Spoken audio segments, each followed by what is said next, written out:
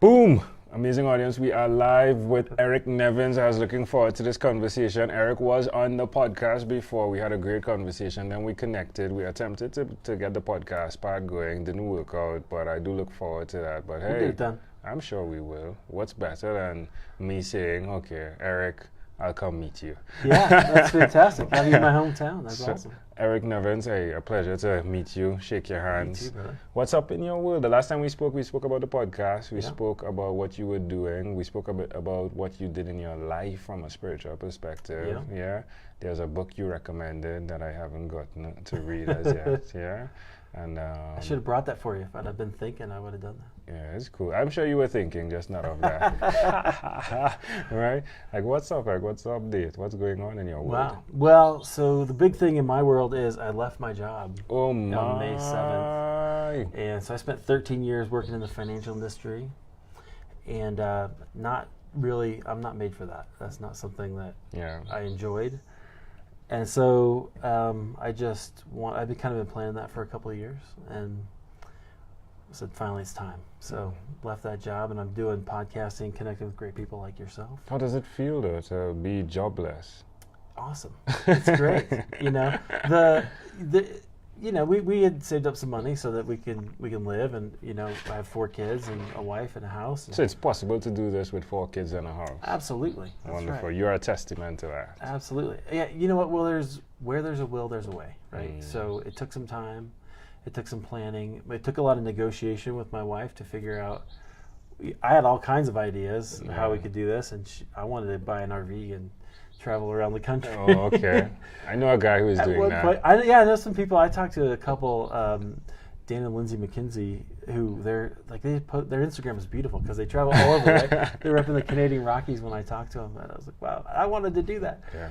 But it's it's hard to stuff 6 people into an RV. So I get my wife. Yeah. But it was a lot of negotiation of trying to figure out, okay, how could we do this? How can we make this work and go forward? So I'm spending a lot of time brainstorming, a lot of time connecting with people, which I love. That's my favorite part. Do you have a time slot allotted for what you're doing in terms of the next step, before the next step?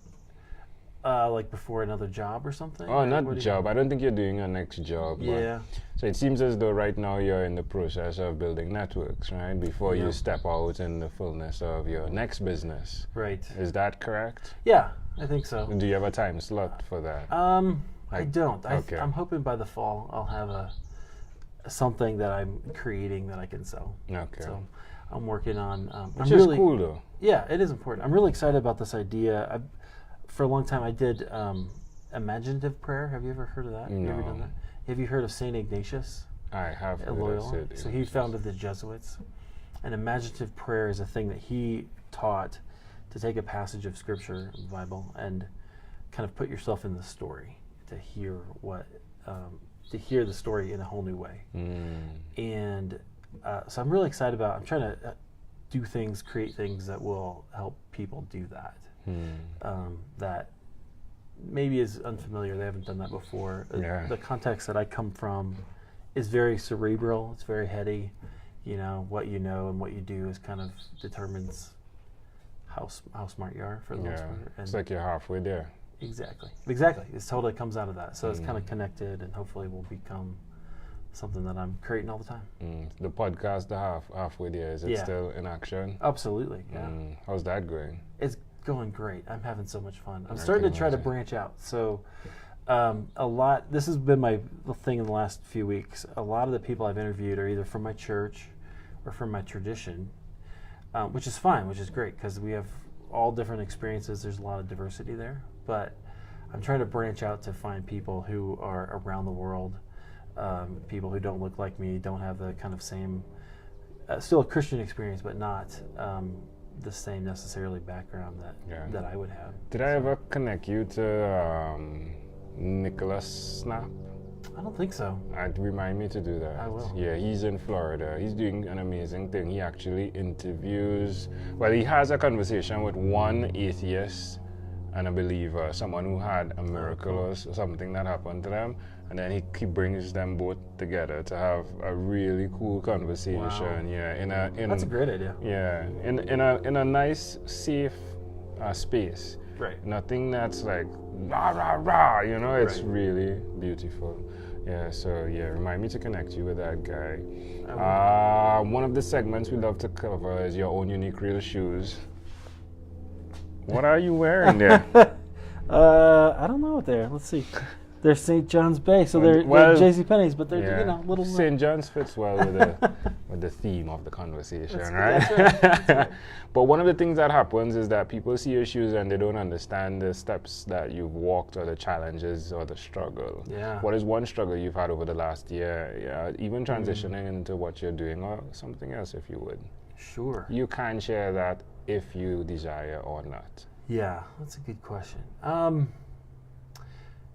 Well, so, I mean, there's always things. I think for me, the struggle has been in the last year is really finding and accepting who I am. And so even before I quit my job, and before I had made that decision, I wondered, would it happen? Would it be something that I could do? Yeah. You know, there's a lot of identity that goes into your work. And so I wasn't doing anything special. I wasn't financial planning. I wasn't, creating the programs that we offer, things like that. I was bouncing people's checks for a living, which is fine. If that's what you want to do, it's fine. Yeah. But it didn't feel meaningful to me. And I had kind of accepted that as who I was, as what I was worth. You know what I mean? Yeah. Does that make sense? So, which really was interesting. It has a lot of effects on your whole life. Where, like for instance, I just stopped caring about what I ate, right? So I was eating out for lunch and eating a lot and eating way too much. Yeah. I'm trying to, now I have some more time, so I'm able to get to the gym and maybe reverse that trend.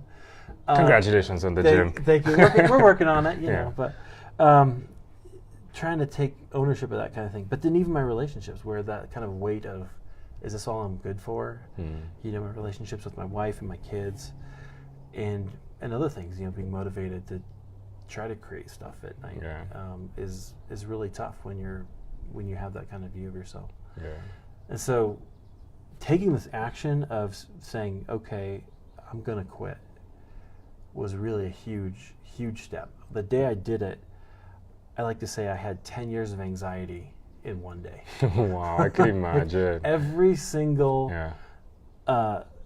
lie and limiting belief that I believed in one day. It was like, what are you, crazy? You can't do this. Who are you to try to start an online business?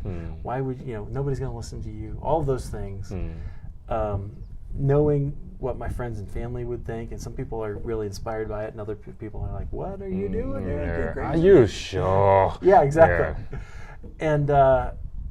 And so that, like, I went through all of that in one day. I was like, wow. And then I made a decision. I have this metaphor that I use, which is perfect for here in the mountains, right? I say, I knew that the road I was on rose at a level of 2% per year. That was pretty much that was my gain. That was all I was going to do. But I could see the future. I'm 42 almost, so let's say 25 years from now when I retire. It's only however far that is from here.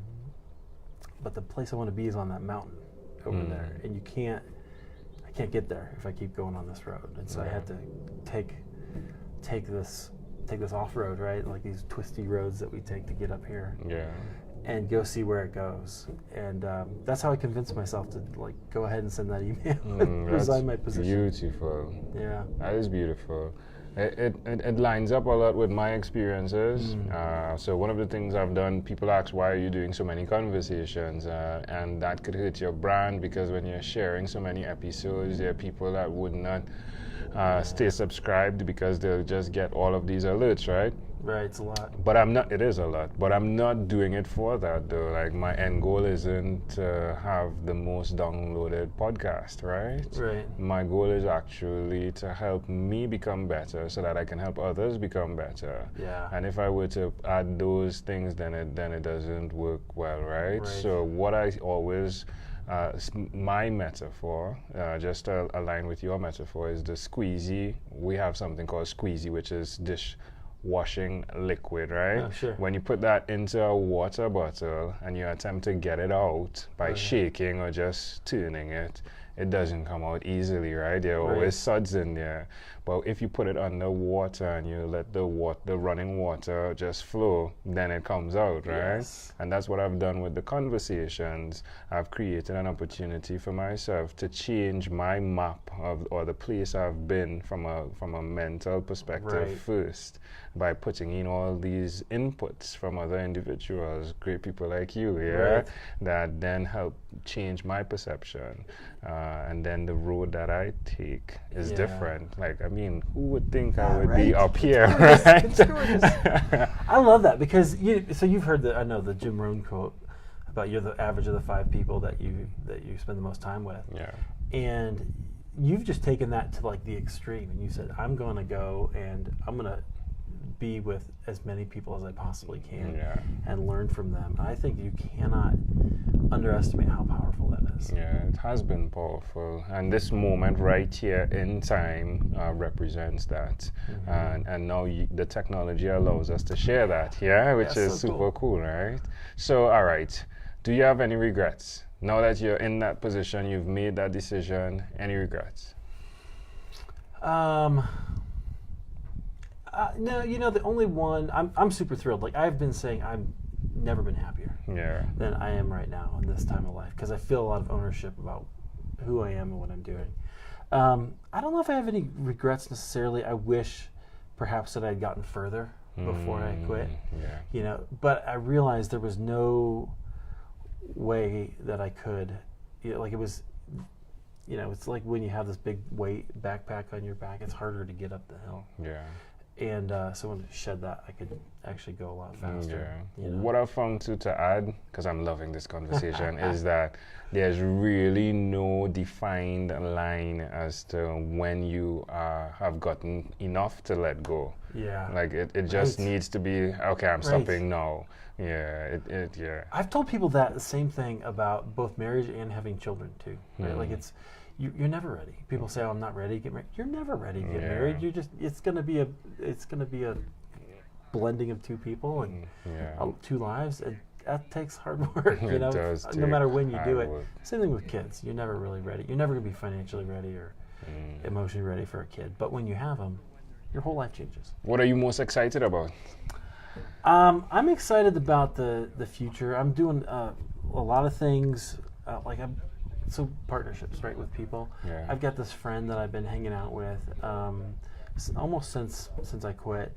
He's a spiritual director, and we're working on a little project. We'll see how it goes, but to do a mastermind for spiritual directors, people who are soul care professionals or who want to help other people, because it's a hard business. Like, nobody says, I want to pay for spiritual direction, because they don't even know what that is. But if you can help people get some language and do the marketing and kind of think about it differently, I think we can help some people. So I'm working on that. That's pretty cool. Yeah, I'm excited about that. Yeah, excited to hear more about that as well. When you heard that this guy from the Caribbean was coming to meet you face to face, what did you think?